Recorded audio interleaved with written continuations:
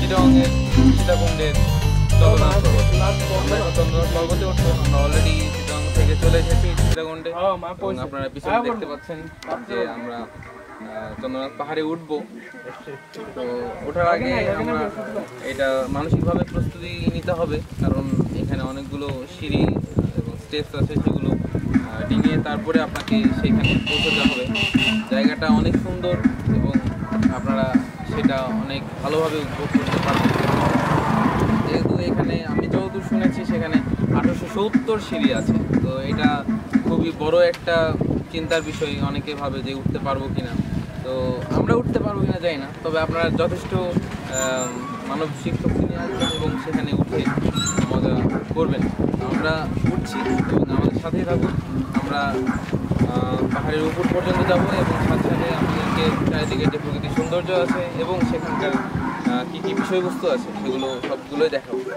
ততক্ষণ পর্যন্ত সাথে থাকুন, আমরা চলছি।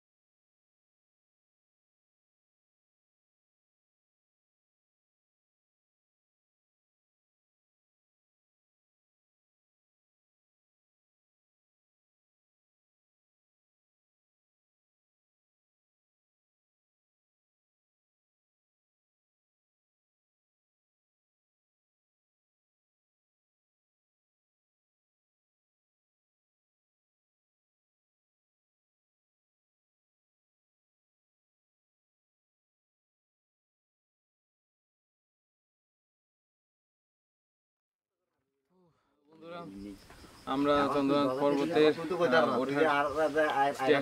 সিঁড়িতে আছি। আমরা অলরেডি অনেক দূর উঠে গেছি। তো এখানে একটি দোকান আমরা দেখতে পেয়েছি। এখানে আমরা পাহাড়ি এক ধরনের সুপারি দেখতে পেয়েছি, যেটা খুবই রেয়ার। তো এটা আমি আমার লাইফে আমি প্রথম দেখলাম, আপনারাও দেখবেন। এটা কিন্তু একটু অন্যরকমের এক ধরনের সুপারি, যেটা খেতে কেমন আমরা জানি না, খেতে কেমন একদমই আমরা জানি না। এখানে ডাব আছে যেটা আমরা সকালেই চিনি, কিন্তু এইটি আসলে কি এটা আমরা জানি না। আচ্ছা এটা কি, এটা কি? এটা হচ্ছে নাকমণি গিলে আর এটা সুপারি। আচ্ছা এটাকে বলে আপনার হলো নাকমণি গিলা, নাকমণি লতা নেই, আর এটা নাকমণি লতা আর কি। তো আমরা যেহেতু এটা নিয়ে পরিচিত নই, কিছুটা সাপের মতো দেখতে, এই জন্য এটার নাম এরকম হয়েছে। তো এই কয়টা নতুন জিনিস আমরা দেখলাম। এদিকে লাঠি দেখতে পাচ্ছেন আপনারা, এটা উঠতে আপনাকে সাহায্য করবে। তো আমরা সামনে যাচ্ছি। আপনাদের যদি যাওয়ার পথে পানি অথবা কিছু জিনিসের প্রয়োজন পড়ে তাহলে এখান থেকে খাবার এবং পানি সামনে আমরা আরো অনেক সিঁড়ি আছে। উপর অংশটা দেখানো, উপর অংশটা আবার দেখানো।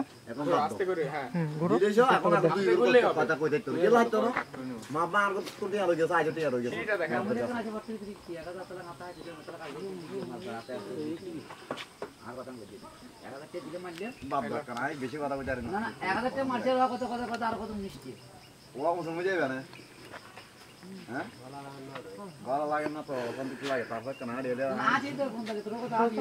চলো 1000 যখন মারছি গো গো গো একবার কথা বাকি আছে গো আসো।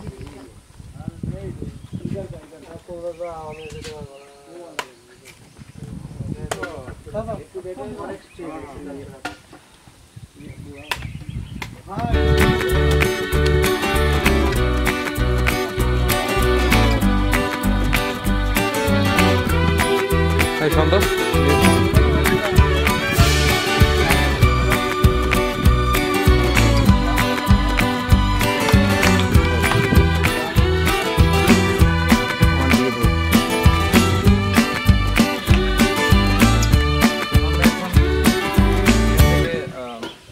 দুই দিকে ভাগ হয় রাস্তা চন্দ্রনাথ পর্বতে যাওয়ার। আপনারা যখনই আসবেন তখন এখানে আসার পরে আপনারা একটি ঝর্ণা দেখতে পাবেন। তো ঝর্ণার এখান থেকে বাম দিকে যে রাস্তাটি গেছে, চলো চলো সেই দিক দিয়ে আগাবো। তো এরকমই ডিরেকশন আমরা পেয়েছি এবং সেই দিক দিয়ে আমরা এখন আগাবো। এখানেও আপনারা রেস্ট নিতে পারেন। অনেকক্ষণ যদি ক্লান্ত বোধ করেন তাহলে এখানে ডাব আছে, ডাব খেতে পারেন, অথবা রেস্ট নিয়ে তারপর আপনার যাত্রা আবার শুরু করতে পারেন। তবে খেয়াল রাখবেন এখানকার সিঁড়িগুলো প্রায় মানে ভেঙে যাওয়ার মতো। তো নিজে অনেক সচেতন থাকবেন এই বিষয়ে, এবং কর্তৃপক্ষ যেন এই বিষয়ে অনেক নজরদারি করে সেটাই আশা করব। সামনে আরও বিষয়বস্তু দেখলে সেগুলো আপনাদের জানাতে থাকবো। আমরা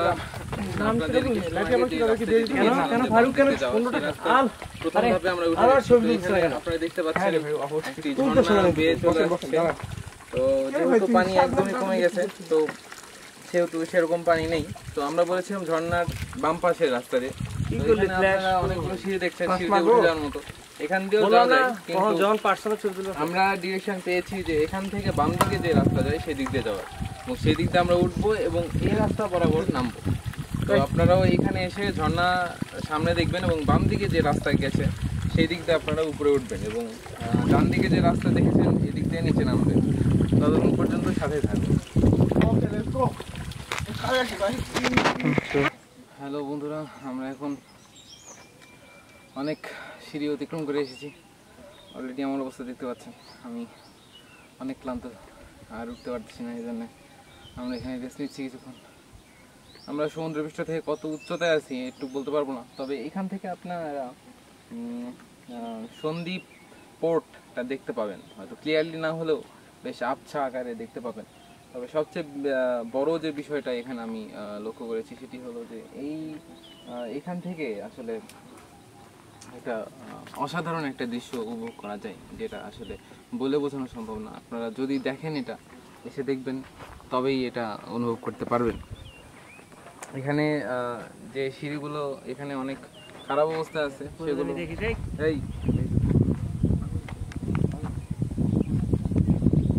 ভাই এমনি করলে আসবে না, সূর্যের মধ্যে ফেড হয়ে যাবে।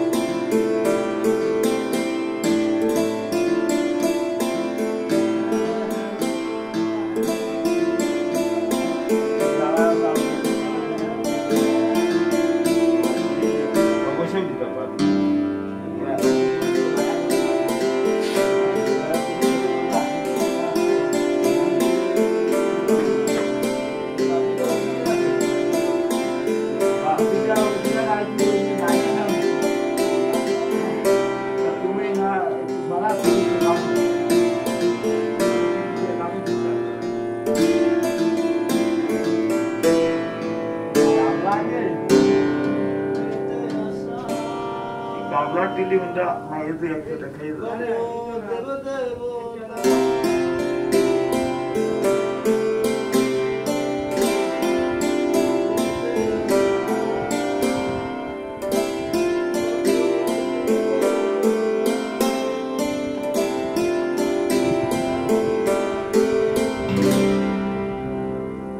পানি খুলেও ফেলছি। চলো 25 টাকা নিলে হলাই তো এই জায়গায় পানি পাওয়া কই রেখে দেবো।